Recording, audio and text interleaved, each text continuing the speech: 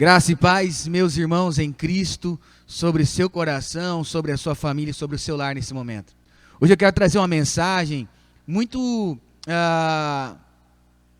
as pessoas às vezes fazem essas perguntas a mim. Ela é intrigante, mas ao mesmo tempo é empolgante. Como será o nosso corpo na eternidade? E o que faremos na eternidade? Lembram que eu falei que responderia isso em uma outra mensagem, somente sobre isso, falando sobre a eternidade? Então nós vamos falar sobre a eternidade, abordando duas coisas: como será o nosso corpo e o que faremos na eternidade. Bom, nós acreditamos na ressurreição dos mortos, como está escrito em 1 Coríntios capítulo 15, versículo 14, se Cristo não ressuscitou, vã é a nossa pregação, e como vã é a nossa fé. Então nós acreditamos que Cristo ressuscitou, nós confiamos na ressurreição dos mortos, como está escrito na palavra de Deus, e não na reencarnação. Nós acreditamos na ressurreição dos mortos porque Cristo ressuscitou. Ele é a prova principal da ressurreição. Ele é o argumento que temos para a ressurreição dos mortos. Para respondermos essas perguntas temáticas, como será o nosso corpo e o que faremos, nós usaremos o próprio Senhor Jesus como a prova principal de tudo isso. E a Bíblia vai dizer o seguinte, que logo após a ressurreição de Jesus, ele bem que poderia ter ido ao céu direto, sem ter contato com alguma pessoa, mas os relatos bíblicos dizem que ele ainda permaneceu na terra por 40 dias, e fez diversas coisas, e é nesse relato de 40 dias que nós vamos concentrar a nossa pregação.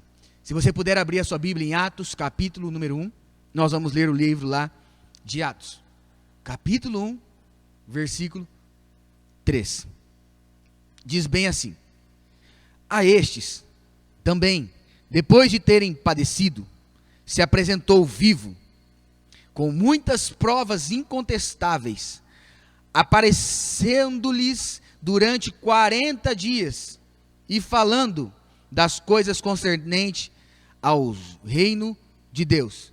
Jesus, aqui segundo o livro de Atos, ele foi visto, ele se apresentou, e faz questão de dizer o texto, com muitas provas incontestáveis. A palavra incontestável é, ele não deixou qualquer sombra ou dúvida acerca da ressurreição. Quando ele se apresentou, todos entenderam que era ele, e era ele ressurreto. Então, esse é o primeiro argumento que nós podemos usar. Lucas é quem escreve o livro de Atos, e o livro de Atos é considerado a continuidade do evangelho de Lucas. Ele vai continuar retratando. Alguns dizem que no evangelho Lucas retrata Cristo ali presente e a igreja nascendo. Agora em Atos ele vai dizer a igreja operando por meio do Espírito Santo quando Cristo está no céu. Bom, mas dito isso, o que nós podemos entender é o seguinte: Lucas escreve Atos, e ele escreve também o evangelho que leva o seu nome. De todos os evangelistas, Mateus, Marcos, Lucas e João, os que escreveram os evangelhos, Lucas é o mais detalhista, aquele que se concentra em requintes de provas. Tanto que, se você conferir agora comigo, em Lucas 1, a partir do versículo de número 2, olha o que está escrito nas palavras de Lucas: conforme nos transmitiram os que desde o princípio foram deles testemunhas oculares e ministros da palavra. Igualmente a mim me pareceu bem, depois de acurada investigação de tudo desde sua origem, dar-te por escrito, excelentíssimo Teófilo, uma exposição em ordem. Lucas está escrevendo um evangelho a respeito da vida, da obra, ministério de Jesus, a sua morte e ressurreição. E ele diz assim: eu fiz uma pesquisa acurada, detalhada, e eu fui até as pessoas que caminharam com ele, viram tudo isso, pessoas que foram testemunhas oculares. Então Lucas está transmitindo para nós no Evangelho, em Atos, coisas que tinham provas incontestáveis. E nós estamos se referindo à vida, à obra, à morte e ressurreição de Jesus. E detalhando agora a ressurreição, a vida dele como ressurreto. Então vamos nos concentrar no Evangelho de Lucas. Abra agora em Lucas capítulo 24. Nós vamos ler do versículo 36 em diante. Olha o que o próprio Lucas diz ali no capítulo 24, a partir do verso 36. Falavam ainda essas coisas, quando Jesus apareceu no meio deles e lhes disse: Paz seja convosco. Eles, porém, surpresos e atemorizados, acreditavam estar vendo um espírito. Mas ele lhes disse: Por que estáis perturbados? E por que sobem dúvidas ao vosso coração? Vede as minhas mãos e os meus pés, que sou eu mesmo. Apalpai-me e verificai, porque um espírito não tem carne nem ossos, como vocês me veem que tenho. Dizendo isto, mostrou-lhes as mãos e os pés. E por não acreditarem eles ainda, por causa da alegria e estando admirados, Jesus disse: Tendes aqui alguma coisa que comer? Então eles apresentaram um pedaço de peixe assado e um favo de mel. E ele comeu na presença deles.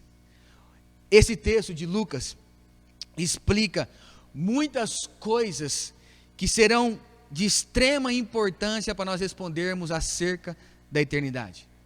O que está acontecendo no capítulo 24 de Lucas? Jesus havia ressuscitado. E agora ele está caminhando com 2 discípulos dele a caminho de Emaús. A história é conhecida como Jesus e os discípulos de Emaús. E Jesus vai conversando com eles acerca do que está acontecendo.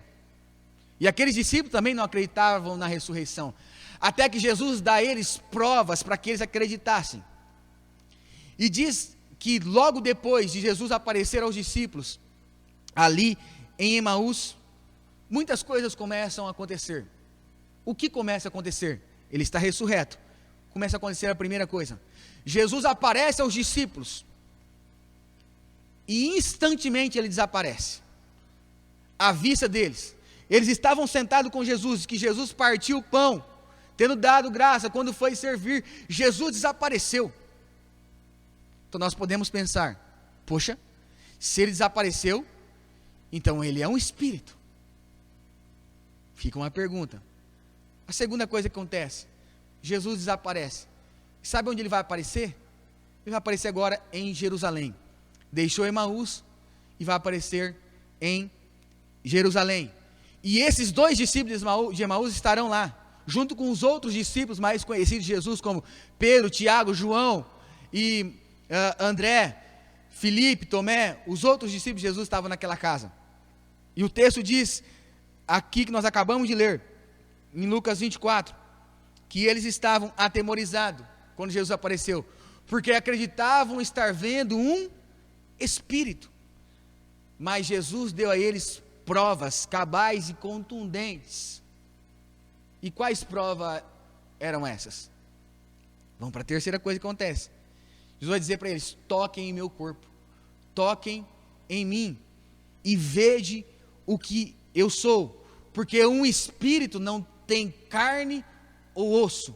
Um espírito, ele é apenas algo vago que ninguém vê, mas sou eu, vivo, ressurreto. Então Jesus está dando prova a eles. Olha o que o texto diz lá em Lucas capítulo de número 24, vai dizer assim, ó: vede as minhas mãos e os meus pés, apalpai, sou eu mesmo, verificai. Olha esse termo, apalpai é tocar, verificar, você conferir. Ele vai responder: porque um espírito não tem carne nem ossos, como eu tenho, e vocês estão vendo. E dizendo essas coisas, mostrou-lhes as mãos e os pés. Então Jesus dá a prova que era ele mesmo, vivo em corpo físico, ao ser tocado. A quarta prova, e algo que acontece, é que Jesus vai fazer um pedido a eles. No finalzinho, você vai dizer assim, que eles ainda estavam meio em dúvida e com muita alegria, porque Jesus apareceu a eles e eles estavam admirados. E Jesus falou: agora eu quero confirmar que sou eu mesmo. E eles vão entender. Vocês têm alguma coisa de comer? Olha o que diz o texto: tendes aqui alguma coisa que comer? Então lhe apresentaram um pedaço de peixe assado e um favo de mel. E ele comeu na presença deles. Por esse texto aqui de Lucas 24, nós encontramos um caminho para as respostas de como será o nosso corpo na eternidade e o que faremos. Nós vamos caminhar agora sobre isso. Antes de eu seguir adiante, deixa eu deixar algo muito claro a você. Nós estamos falando de um assunto extenso, rico em conhecimento. Nós estamos falando de escatologia, um assunto acerca das coisas finais, do que irão acontecer. E eu, de modo algum, vou conseguir esgotar e responder todas as coisas. Eu quero dar apenas uma pequena contribuição, com uma reflexão, e trazendo algumas explicações a respeito do assunto, que é imenso. Um assunto rico. Tanto que há diversas linhas escatológicas. Uns são pré, outros são a, outros são pós. Mas o que nós entendemos é que, mesmo tendo várias linhas para nós compreendermos, todos nós acreditamos que Jesus nasceu, morreu, ressuscitou, é o Salvador, Ele virá e nós viveremos com Ele eternamente. Então, todos nós confiamos nisso. Vamos começar pelo corpo. Como será o nosso corpo na eternidade? Bom, e nós basearemos em Lucas 24. Antes disso, eu queria que você abrisse em Filipenses, capítulo de número 3. Nós vamos ler o verso 20 e 21. Paulo está escrevendo Filipenses 3, e o texto diz bem assim: mas a nossa cidade está nos céus, de onde também esperamos o Salvador, o Senhor Jesus Cristo, que transformará o nosso corpo abatido, para ser conforme o seu corpo glorioso, segundo o seu eficaz poder de sujeitar também em si todas as coisas. Olha o que Paulo está dizendo, que Cristo, nós aguardamos, esperamos o Salvador, que é Jesus Cristo, o qual transformará o nosso corpo abatido, a qual volta sempre para o pó e para a terra, é consumido, envelhece, adoece, morre. Ele transformará o nosso corpo, conforme o seu corpo glorioso, isto é, assim como o corpo de Jesus glorioso, nós também teremos, como Ele é, nós teremos um corpo então glorificado. O nosso corpo será conforme, diz o texto, o corpo de Jesus. Essa palavra conforme é de onde vem a palavra da mesma forma, do mesmo jeito. Então, como Ele é, sim, nós seremos da mesma forma. Acabamos de ver um pouco ali acima, como era o corpo de Jesus logo após a ressurreição, dele encontrar com seus discípulos, dele ser tocado, dele comer, e acontecer diversas coisas. Mas eu quero detalhar um pouquinho mais sobre como será o nosso corpo glorificado, quais serão algumas características dele. A primeira, nós falamos que Jesus apareceu aos 2 discípulos ali em Emaús, e ele desaparece de maneira repentina, aparecendo lá à frente em Jerusalém. Em Lucas 24, versículo 31, ele está em Emaús. Em Lucas 24, versículo 36, ele está em Jerusalém. Então nós podemos afirmar que é um corpo que não percorre o caminho natural. Vamos abrir um parênteses aqui sobre o corpo de Jesus. Antes de Jesus ressuscitar, um corpo normal, como o meu e o seu está nesse exato momento, ele caminhava para ir de uma cidade a outra, ele dormia, ele cansava, ele tinha fome, ele não conseguia estar aqui e de repente já aparecer em outro lugar. Não. Se ele quisesse estar em Emaús e ele quisesse estar depois em Jerusalém, ele teria que caminhar a pé, percorrer o caminho natural, como todos percorrem. Mas agora, com o seu corpo glorificado, ele desaparece.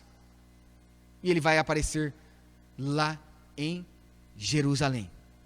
Tanto que em João 4, nós vemos o relato de Jesus encontrando a mulher samaritana, e diz que ele estava com sede, cansado da viagem. Ele parou junto ao poço para beber água. Era um corpo limitado, mas agora nós estamos falando de um corpo glorificado após a ressurreição. Ele está em Emaús, aparece em Jerusalém. Vamos percorrer o texto. E o que é mais interessante é que nesse relato de Lucas 24, é o mesmo relato de João 20. E o que acontece em João 20. João 20, os discípulos estão trancados dentro de uma casa com medo dos judeus, porque eles eram as testemunhas de Jesus e estavam anunciando a ressurreição. E os judeus queriam matá-los, porque eles diziam que os discípulos estavam mentindo, que ninguém ressuscitaria dentre os mortos, e diz que a notícia era que os discípulos haviam roubado o corpo de Jesus do seu túmulo para dizer que ele havia ressuscitado. Só que Jesus vai dar prova tanto aos discípulos quanto às pessoas que era ele mesmo e ele havia ressuscitado. E diz que estão todos trancados. A Bíblia faz questão de dizer que as portas e as janelas estavam trancados e eles estavam lá dentro com medo. E diz que Jesus entra. Gente, ele entra, mas não entra como nós entramos numa casa. Eu chego na sua casa, ou eu bato palma ou eu bato na porta, e você vem, abre a porta e fala, entre, e eu entro pelo lugar de acesso à casa, a porta. A Bíblia diz que ele entrou, ele passou a parede, passou as barreiras, e se apresentou diante dos discípulos. Então, ali em João 20, diz que eles também ficaram assustados, atemorizados, pensando que era um espírito, mas Jesus, sou eu mesmo. E ele convida Tomé para tocar na sua mão e ter as provas que Tomé queria, dizendo, se eu não ver e ver as mãos transpassadas pelo cravo e o lado que foi ferido, de modo algum eu crerei, porque Tomé precisava de respostas e provas. E Jesus dá todas essas provas a ele. Então ele entrou num ambiente totalmente fechado e protegido. Como passa por um caminho livre e sem qualquer impedimento. Tomé o tocou como os discípulos o tocaram. Então nós podemos afirmar também que esse corpo glorificado não haverá limites para ele, não haverá barreiras. Em Atos 1, 9, Lucas está escrevendo, olha o que Lucas diz, ditas essas coisas, foi Jesus elevado às alturas, à vista deles, de quem estava ali como testemunho, seus discípulos e todos os outros, e uma nuvem o encobriu dos seus olhos. Olha só, Jesus estava com eles, cumpriu-se os 40 dias, ao cumprir os 40 dias, o que acontece? É hora de Jesus ser assunto, ou a sua ascensão ao céu, ele retornar para o Pai. Sabe como ele vai? Subindo. Parece que ele está caminhando, e não há algum limite de gravidade, ou barreira, porque se eu pular agora, eu desço para o chão. Mas Jesus sai caminhando como se houvesse uma estrada. Dá uma ideia de um pássaro, mas ele não está batendo asa, ou um drone subindo. Mas o seu corpo é um corpo glorificado. Mais uma prova e última a respeito do corpo. É no relato de João, capítulo 21, do versículo 13 ao 15. O que acontece? Jesus vai aparecer novamente aos seus discípulos. E ali vai ter um encontro conhecido com Pedro, onde ele vai ter aquela conversa. Pedro, tu me amas? Ele pergunta por 3 vezes. Voltando à cena quando Pedro nega Jesus 3 vezes também. Ali, eles foram pescar, ao retornar não pescou nada, e Jesus fala, lance a rede, voltando à mesma cena de Lucas 5. Eles têm a segunda pesca maravilhosa, e quando eles descem do barco, Jesus preparou ali um peixe para eles comer, eles comeram. Depois de haver comido, o que acontece? Jesus tem a conversa com Pedro, mas o que é interessante, ele se assenta para comer com seus discípulos. Sabe, eu posso afirmar para você, segundo o relato dos evangelhos, de Lucas, de João e tantos outros, que na eternidade nós comeremos também. Nós teremos um corpo físico, mas um corpo glorificado. E esse corpo comerá. Jesus comeu, por 2 vezes diz que ele comeu o peixe, e em Lucas 24 diz que ele também comeu mel.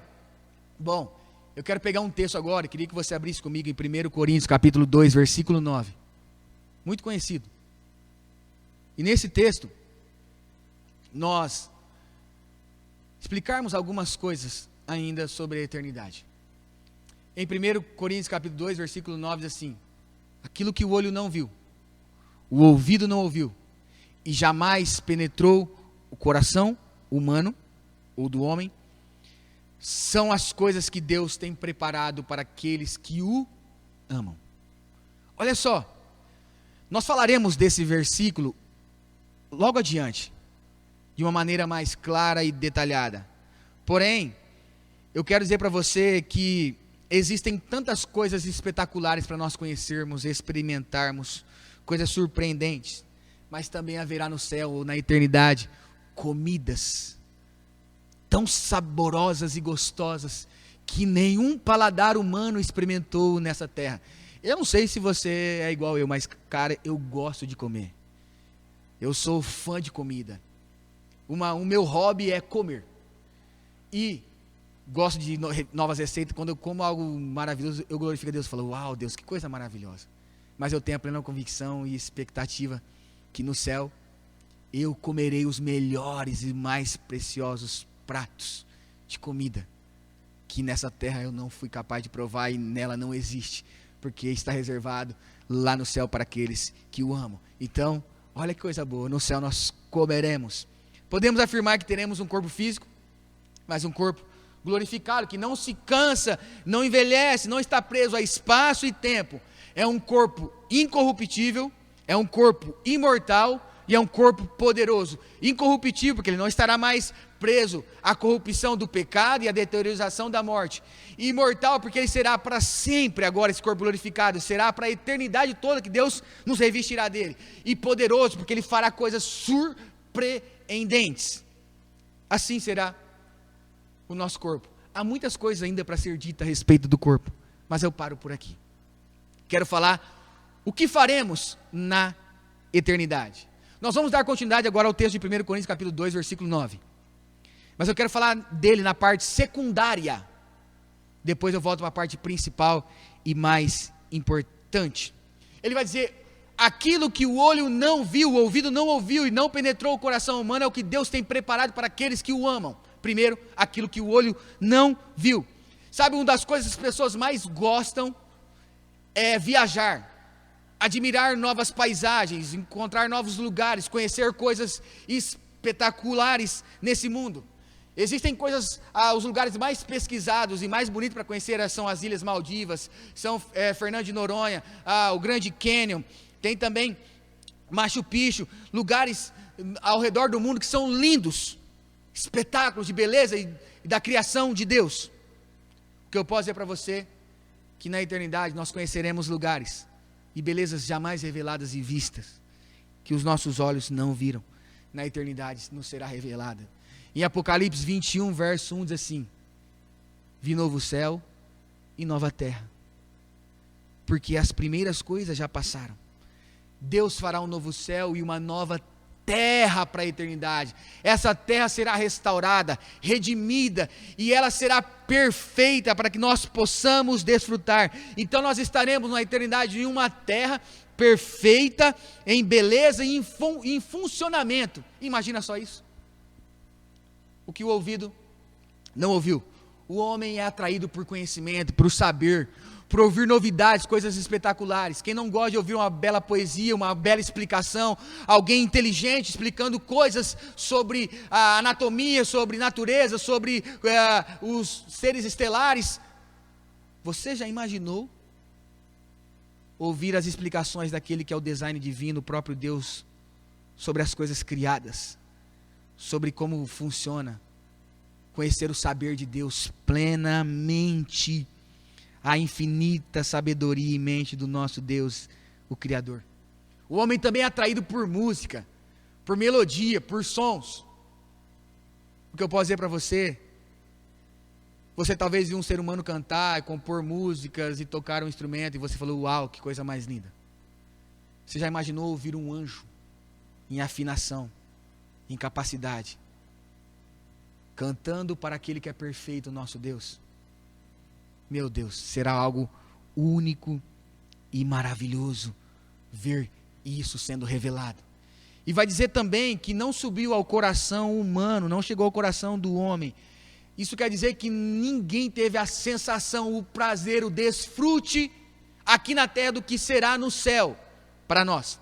Às vezes nós temos a imagem do céu como aqueles quadros pintados por artistas antigos, com pessoas com rostos pálidos, meio que sofrido, cantando com uma harpa, subindo nas nuvens, ou num campo assim florido, com animais deitados numa rede, ficando ali numa coisa inerte, parecendo que o céu é algo monótono, apático ou entediante. E às vezes nós ouvimos pessoas falar assim, olha, se você não gosta de cantar aqui, Você não vai gostar do céu porque só nós vamos cantar, cantar, cantar, cantar. Querido, o céu tem muitas coisas para nós vivermos, experimentarmos. Haverá uma eternidade para conhecer. Só que o céu, ele é um lugar de prazer, de alegria, não é um lugar de tédio. E agora eu quero falar sobre a coisa principal e mais importante na eternidade. Nós fomos criados para a glória de Deus e para ser feliz nele para sempre. Essa é a razão da nossa existência eterna, não é somente nessa terra, é na eternidade, é nós sermos criados para glorificar a Deus e desfrutar de toda a alegria, prazer e contentamento que existe nele. E isso não mudará no céu, essa é a principal razão de nós existirmos na eternidade. Principalmente nós vamos desfrutar de quem Deus é. Em Apocalipse 21, versículo 2 e 3, está escrito: vi também a cidade santa, a nova Jerusalém, que descia do céu da parte de Deus, ataviada como a noiva adornada para o seu esposo. Então ouvi grande voz vinda do trono, dizendo: eis o tabernáculo de Deus com os homens, Deus habitará com eles, eles serão povo de Deus, e Deus mesmo estará com eles. A cidade, que chama-se Nova Jerusalém, será o lugar onde nós viveremos eternamente, onde nós moraremos. Assim como Deus um dia planejou o jardim do Éden, um lugar para o homem e a mulher viver ali, desfrutando de quem Deus é, porque Ele estava todos os dias na viração do dia, o homem gozava da sua presença, da comunhão com Ele, e vivia coisas maravilhosas. Até que o pecado, em Gênesis 3, trouxe espinhos, abrolhos e corrupção a toda a criação e ao próprio homem. Mas agora Deus vai redimir a terra, fará uma nova terra, chamada Nova Jerusalém. E diz que essa cidade ela é tão linda e desejada como uma noiva é para o seu esposo no dia do casamento. Ela está preparada, bela, ataviada, e ela é desejada para esse encontro, para essa união, para essa relação. E diz também que é um lugar onde Deus habitará conosco. Tudo que existe naquele lugar é por Deus e para o próprio Deus. Apocalipse 21, no versículo 23, diz assim: a cidade não precisa nem do sol, nem da lua, para lhe darem claridade, pois a glória de Deus a iluminou, e o Cordeiro é a sua lâmpada. Ali, tudo será por Deus e para Deus. Você já esteve apaixonado por alguém? É um exemplo bobo que vai nos ajudar a compreender o que eu vou explicar para você. Você tinha tantos lugares para ir, conhecer, tantas coisas para fazer e experimentar, mas quando você está apaixonado por alguém, o que você mais deseja é estar com aquela pessoa, é a companhia dela, o relacionamento com ela. De maneira perfeita e santa, nós viveremos um relacionamento da mesma forma com o nosso Deus. Haverá uma eternidade para nós conhecermos, tantas coisas lindas, perfeitas, em funcionamento, em beleza, em requintes de criação, na restauração que Deus fez de todas as coisas, mas o que nós mais desejaremos é o próprio Deus, conhecê-lo, desfrutá-lo, amá-lo. Isso dará sentido e nos encherá de significado, de prazer e combustível por toda a eternidade. O encontro, a coisa mais preciosa e prazerosa na eternidade é o próprio Deus, sabe? Talvez você imagine uma terra sem Deus, e fala: poxa, se pudesse ter tudo de bom nessa terra e não ter Deus, eu seria feliz. Imagine um céu sem Deus. Querido, a coisa mais importante, céu e terra, é o próprio Deus. É Ele que dá sentido, significado. Você poderia ter tudo, sim, os prazeres desse mundo, as belezas desse mundo, as fontes de contentamento desse mundo, mas se você não tivesse Deus, você seria miserável. Você viveria a mendicância da vida. Assim como também se fosse um céu sem Deus. Mas o céu será imensamente, eternamente prazeroso. Porque Deus está lá. Ele é a fonte. Ele é a alegria. Ele é tudo. O que o olho não viu, o ouvido não ouviu e o coração não experimentou, é o que Deus tem reservado para aqueles que o amam. Em 1 Coríntios capítulo 13, versículo 12, está escrito assim: agora o conheço em parte, então conhecerei como também sou conhecido. Na eternidade nós veremos, nós ouviremos e nós sentiremos de maneira plena. Na eternidade nós teremos o conhecimento perfeito e pleno de todas as coisas. A Bíblia usa exemplos e comparações para descrever a eternidade, o céu.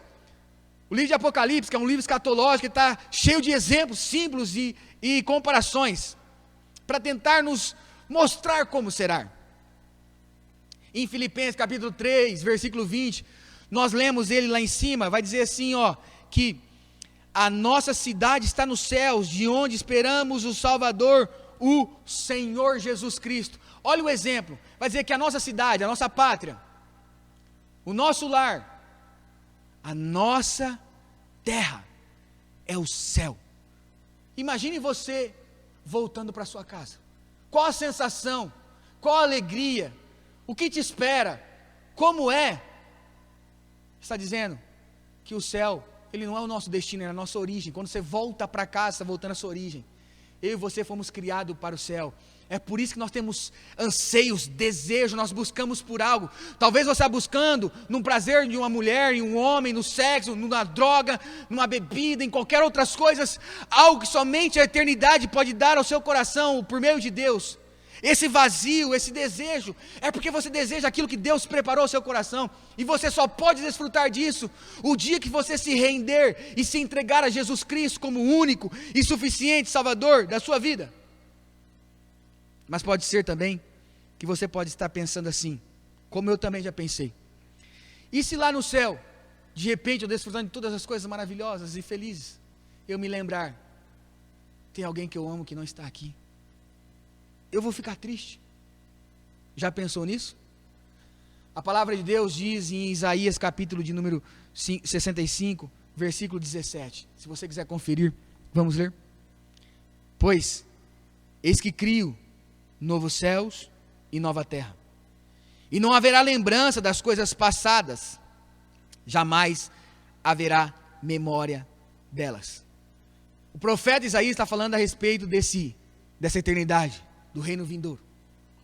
E ele vai dizendo, ele não está dizendo que a nossa memória será apagada, nós não lembraremos de nada do que aconteceu nesse mundo, não é isso. Essas lembranças está dizendo as coisas sofridas, as angústias e as tristezas que nós passamos nesse mundo. Na eternidade você não vai se pegar num canto lá no meio de uma coisa, num lugar lindo assim, olhando e falando assim: poxa, aquela pessoa, alguém, você chorando, triste. Não haverá lamento. Lembra da promessa que o Senhor Jesus Cristo fez em Apocalipse 21, versículo 4? A promessa é esta: e Ele lhes enxugará do seu rosto toda lágrima. A morte já não existirá mais, já não haverá luto, nem pranto, nem dor, porque essas primeiras coisas passaram. Ou seja, as lembranças amargas, doloridas e tristes passaram, não terá mais espaço no nosso coração. Na eternidade você não sentirá tristeza por alguma coisa ou por alguém que não está lá, sabe por quê? Porque você compreenderá perfeita e claramente que Deus foi eternamente justo naquilo que fez. Você perceberá que você está ali não porque você foi bom, porque teve mérito de Deus, mas porque Deus foi perfeitamente justo no que Ele fez. A eternidade não haverá um minuto de tristeza, porque onde Deus está plenamente, não há espaço para qualquer coisa que o pecado causou. Eu quero caminhar agora para a conclusão, e quero traduzir ao seu coração um pouco do que foi ministrado essa noite. Eu quero usar na conclusão as palavras do apóstolo Paulo em 2 Coríntios, capítulo 12, versículo 2 até o 4. E queria que você conferisse comigo na Bíblia e lesse também. Paulo vai dizer o seguinte: eu conheço um homem em Cristo que há 14 anos foi arrebatado até o terceiro céu. Ele abre um parênteses. Se no corpo ou fora do corpo, não sei, Deus o sabe. E sei que o tal homem, ele diz novamente, se no corpo ou fora do corpo, não sei, Deus o sabe, foi arrebatado ao paraíso. Paraíso é uma tradução da eternidade, do céu, das coisas eternas. Foi arrebatado até esse lugar e ouviu palavras inefáveis, as quais não é lícito ao homem referir. Sabe, Paulo teve a experiência de ir a esse lugar, de ver, e ele diz: eu não sei se eu estava em corpo ou em espírito, eu não sei te falar, mas eu fui, Deus me mostrou, eu provei, e o que eu posso dizer para vocês são coisas, ele vai dizer assim, eu ouvi coisas, palavras inefáveis, que não é lícito referir aos homens. Sabe o que significa essa palavra inefável? Na tradução original grega, o termo é arretos, que significa aquilo que por palavras não se explica, ou que não pode ser expressado. Isto é, Paulo está dizendo que o paraíso, a eternidade, ele não conseguiria definir, explicar com palavras, porque era algo que estava acima da sabedoria humana, da compreensão desse mundo. O que eu posso dizer para você é que esse lugar inexplicável, inefável, precioso, maravilhoso, Deus tem reservado, como diz em 1 Coríntios capítulo 2, versículo 9, para aqueles que o amam. O amam.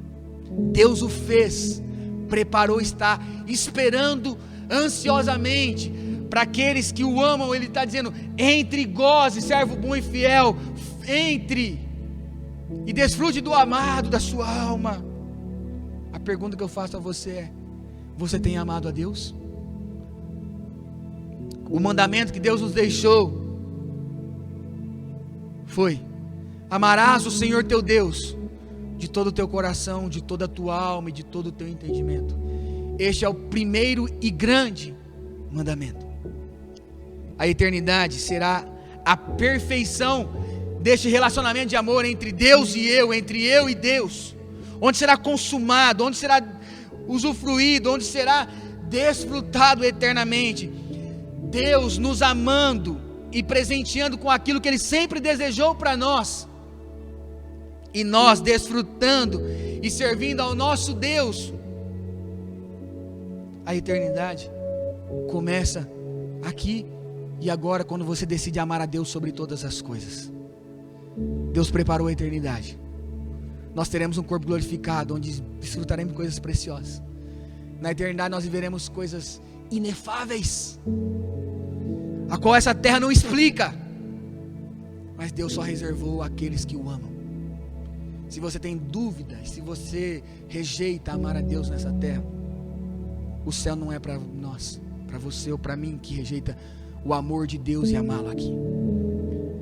O céu começa no passo que eu decido amar a Deus sobre todas as coisas. E é sobre isso que é a eternidade, Deus sobre todas as coisas. Onde você vai passar a sua eternidade? Nós respondemos as perguntas hoje: como será o seu corpo e o que você fará. Mas o mais importante da eternidade é que Deus está lá, inteira e perfeitamente nos aguardando. E é isso que eu quero convidar você a orar comigo nesse momento.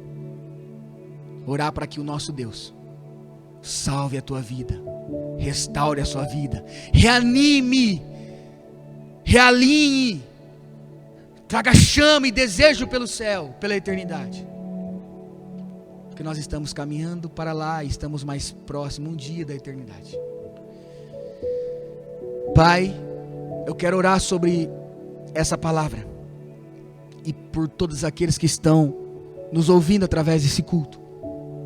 Orar para que essa palavra penetre o coração deles, trazendo alegria, gozo, prazer, satisfação, despertamento, desejo pelas coisas do céu, as coisas do alto, aquilo que o Senhor tem preparado para aqueles que o amam. Restaura o nosso amor. Nós sabemos que deixar de te amar é um pecado. Porque o Senhor advertiu a igreja de Éfeso ali em Apocalipse, capítulo número 3. Volta, arrependa-te e pratica as primeiras obras, porque você abandonaste o primeiro amor. Nós queremos voltar ao primeiro amor, Deus. Como cristãos nesse tempo, voltar ao primeiro amor. A te amar sobre todas as coisas, a pensar nas coisas do alto, como Paulo diz ali em Filipenses capítulo 3, a buscar as coisas do alto, a ter anseio, a desejo, Deus, pela eternidade, a te amar aqui e agora, porque essa é a fonte, a ligação da nossa relação para a eternidade. E crer que ainda que uma coisa dessa terra nos roube, nos cause prejuízo, as tribulações, as angústias, as tristezas serão recompensadas. Lá no céu não haverá lágrimas, tristezas, pranto, nem dor. E a nossa leve e momentânea tribulação produz para nós um peso de glória eterna. Nós queremos te ter mais. No céu será esse momento maravilhoso. E nós aguardamos, e a oração da igreja do Senhor, junto com o Espírito Santo, gemendo com gemidos inexprimíveis, Maranata, ora vem, Senhor Jesus, apressa-te, Deus, venha nos buscar, salva o perdido, transforma, levante o crente caído, aquele que está desanimado, e que a tua palavra traga hoje vida, no nome de Jesus Cristo, amém. Deus abençoe você, sua vida, sua família, uma ótima semana. Aproveite para refletir sobre a eternidade. Que Deus te abençoe.